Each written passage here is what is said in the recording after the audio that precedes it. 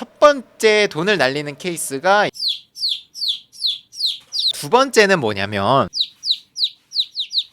세 번째는 4개월, 5개월 이상이 걸렸을 때는 우리가 대출이자라든지 이런 것도 많이 내야 되고 시간이 또 걸리니까 기회비용이 상실될 수 있거든요. 안녕하십니까? 안녕하세요. 오늘 주제는 부동산 경매 폭삭 망하는 이유입니다. 다 잘된 사례만 얘기를 하지만 그럼 망하는 사례는 없냐? 이렇게 댓글이 종종 달리곤 하잖아요. 얘기를 해보면 좋을 것 같아요. 이런 사건은 정말 비일비재하게 있거든요, 사실. 제목은 이제 경매 시장에도 팻핀 거, 은평구 아파트 한 채 6,700억의 낙찰. 경매인들은 이제 아시겠지만 기립찰표 보면 이런 식으로 돼 있어요. 그러니까 이분은 화면에 보이시는 것처럼 이렇게 쓰셨어야 되는데 되게 급하게 쓰셨나? 내가 자릿수로 한 칸씩 밀리는 건 봤는데 3칸 밀리는 거는 처음 보긴 하네요. 자릿수가 1,000억 이상은 없어요. 그래서 거기서부터 쓰신 것 같아, 제 생각에. 그럼 6,700억이 되거든요. 이분이 날린 돈은 6,700억이 아니라 6,400만 원의 보증금을 잃으셨을 겁니다. 입찰표 작성할 때 각 칸마다 단위들이 설정돼 있기 때문에 만약에 6억짜리를 입찰해, 그러면 내가 10억까지 쓸 일 없잖아요. 그럼 여기 10억 칸에는 X표를 치세요. 아니면은 여기 10억 칸에다가 원화 표시 있죠? 법원에 가면 이게 또 긴장이 됩니다. 실수를 해요, 사람이. 그 단위까지 안 쓸 거다면 그 단위에 X표나 원화 표시를 써라 라고 추천을 드리고 싶습니다. 첫 번째 돈을 날리는 케이스가 입찰가를, 그러니까 실수로 잘못 쓰는 케이스 설명을 드렸고요. 두 번째는 뭐냐면 세금 계산을 잘못하는 경우입니다. 부동산에 관련된 세금이 크게 세 가지 종류가 있습니다. 취득할 때 내는 세금, 보유하면서 내는 보유세, 종부세, 소득세, 집을 팔았을 때 내는 양도세. 그 중에서 취득세가 주택수에 따라서 1%, 8%, 12%까지 가는데, 예를 들면 내가 다주택자, 주택이 이미 2개가 있어서 세 번째 주택할 때는 비규제 지역에 있는 물건이어도 8% 취득세를 내야 되거든요. 근데 예를 들면 1%로 계산을 한다든지, 또 오피스텔 같은 게 주택수에 안 들어가는 줄 알았는데 들어가서 주택수가 늘어나게 돼서 8%를 내는 경우도 있습니다. 들어가는지 안 들어가는지는 제가 별도 영상으로 이제 재산세 부분에서 올린 게 있습니다. 그걸 봐주시면 될 것 같고, 오피스텔 때문에 다음 주택, 아파트, 빌라 살 때 중과가 될 수 있다는 거 말씀을 드리고 싶고요. 양도세 같은 경우도 오피스텔 때문에 주택수가 늘어나서 차익이 2천만 원 남겠는데 2천만 원을 다 양도세로 맞는다든지 이런 경우가 있으니까 꼭 잘 검토하셔서 입찰에 참여하셔야 됩니다. 오피스텔도 종부세가 부과가 될 수 있기 때문에 재산세가 뭘로 나오는지, 그러니까 상가분으로 내는지 주택분으로 내서 종부세 합산되는지 확인하셔서 입찰에 참여하시기를 권장을 드립니다. 오피스텔과 관련된 세금이라든지 물건 자체를 찾는 방법에 대해서 모르시고 잘못 사시는 분들이 좀 많이 있더라고요. 12월 11일 날 진행한 오피스텔 특강 때 투자 가치 판단하는 방법부터 해서 세금, 내부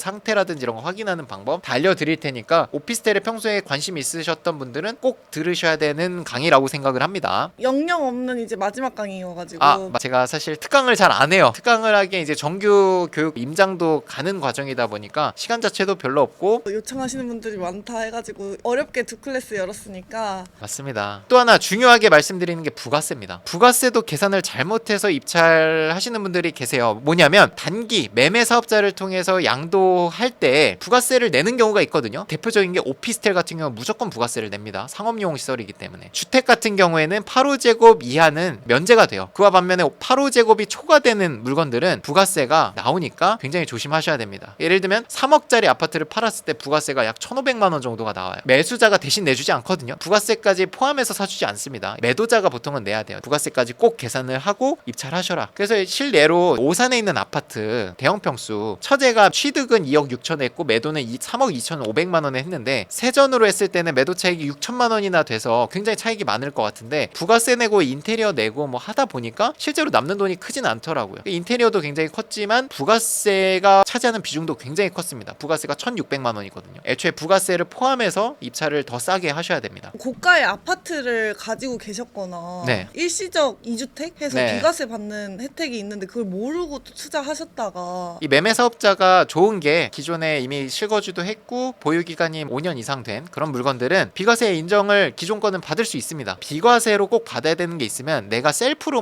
세금 신고라든지 하지 마시고 반드시 세무사한테 맡겨서 이 물건은 내가 비과세를 받아야 되니까 지금부터 받는 것들은 반드시 매매 사업자로 재고자산으로 회계 처리를 해주세요. 이러면 기존 거는 비과세로 또 인정을 해줍니다. 세 번째는 우리가 입찰에 참여할 때 임장도 가보고 하지만 임장을 갔다고 해서 그 상대방이 확답을 주지 않거든요. 확답을 주더라도 사실 말이 바뀌기도 하고 3개월 정도 명도가 걸리겠구나, 2개월 정도 명도가 걸리겠구나 라고 계산을 했는데 그 점유자가 좀 강성으로 나오면서 4개월 5개월 이상이 걸렸을 때는 우리가 대출이자라든지 이런 것도 많이 내야 되고 시간이 또 걸리니까 기회비용이 상실될 수 있거든요. 점유자가 있고 사람을 만나봤을 때 좀 대화도 응해주지 않고 부정적으로 나온다라고 하면은 내가 입찰하려는 가격에서 좀 더 낮추라고 말씀을 드립니다. 왜냐면 시간이 들어가면서 비용이 또 들어갈 수 있기 때문에 더 싸게 받아서 그 마진을 확보해 놓는 거거든요. 강제집행이라는 게 있기 때문에 명도가 안 되는 건 없고 이것 때문에 잔금 납부를 안 하는 경우는 거의 없다고 보시면 됩니다. 진짜 경매 초보이신 분들은 명도 협상하다가 좀 실수하셔서 안 볼 손해도 좀 보는 경우도 있는 것 같고 그 점유자가 경매에 대해서 알고 있다고 하면 더 어렵거든요. 그런 상황에서 사실 전문가들이 필요한 거거든요. 또 저희가 법무사님이 계셔가지고 큰 도움 받고 있는 것 같습니다. 맞습니다. 그리고 대출에 대한 파악을 제대로 안 하시고 입찰하는 분들도 계세요. 1억 5천에 받았는데 대출이 안 나오면 1억 5천을 내 돈으로 내야 되잖아요. 사업자 대출이 잘 나오고 있기 때문에 사실 문제가 보통은 없는데 제가 처음에 경매했을 때만 해도 사업자 대출이 안 나왔었거든요. 대출 조사를 제대로 안 하고 입찰에 참여하면 내 보증금을 날리게 될 수도 있다. 기존에 전세 대출을 받으신 분들은 내가 새로운 주택을 취득할 때 진짜 조심하셔야 돼요. 기존에 있던 내 전세 대출이 대출 회수 조치가 들어갈 수도 있습니다. 전세 대출 받으신 분들은 특약사항에 새로운 주택을 취득해도 되는지에 대한 여부를 꼭 확인하시고 잘 모르겠으면 대출 받았던 담당자한테 꼭 전화해서 다세대 빌라를 취득하려고 하는데 기존 전세 대출 혹시 회수 조치가 들어가지 않냐라는 거를 꼭 확인하시고 입찰하셔야 됩니다. 만약에 회수 조치가 들어간다면 회수되는 금액만큼 상환할 수 있는지 생각을 하시거나 아니면 다른 명의로 입찰에 참여하셔야겠죠. 그리고 청약 준비하시는 분들도 조심하셔야 됩니다. 오피스텔 같은 경우는 청약에 영향이 없다고 하지만 뭐 빌라나 아파트 이런 것들은 주택 수가 늘어나는 거기 때문에 청약에 영향이 있을 수밖에 없습니다. 간혹 가다가 물어보시는 분들이 있는데 매매 사업자라는 것도 결국 개인 사업자이기 때문에 개인으로 취득하는 거예요. 양도할 때만 내가 소득세로 내는 거지 취득, 보유까지는 개인이랑 똑같아요. 경매 입찰할 때 사업자로 입찰에 참여하는 거 없습니다. 개인 아니면 법인밖에 없어요. 법인으로 참여하지 않는 한 개인으로 취득하는 거기 때문에 주택수가 느는 거는 똑같습니다. 그리고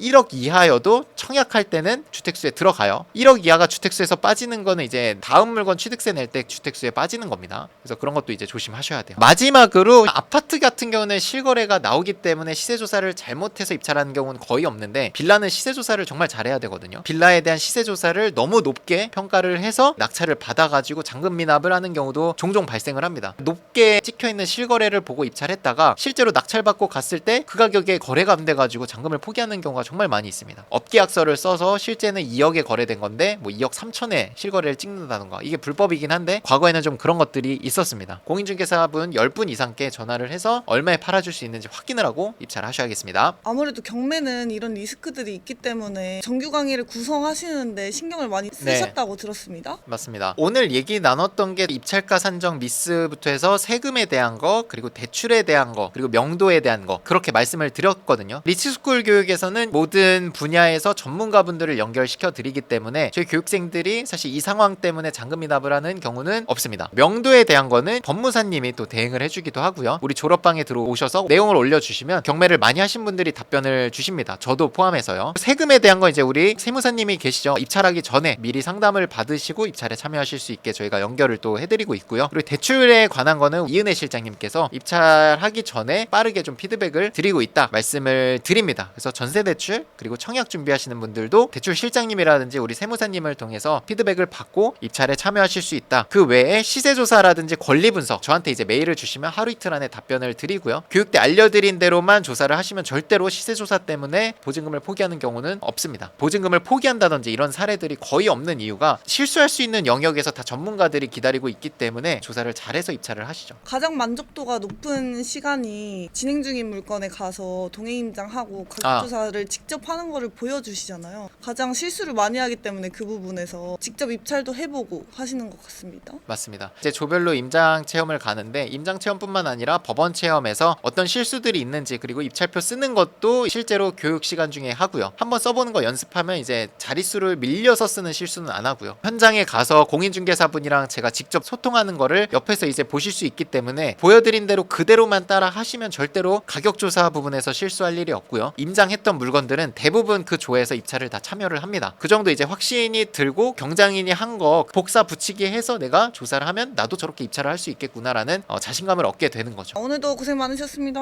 고생하셨습니다.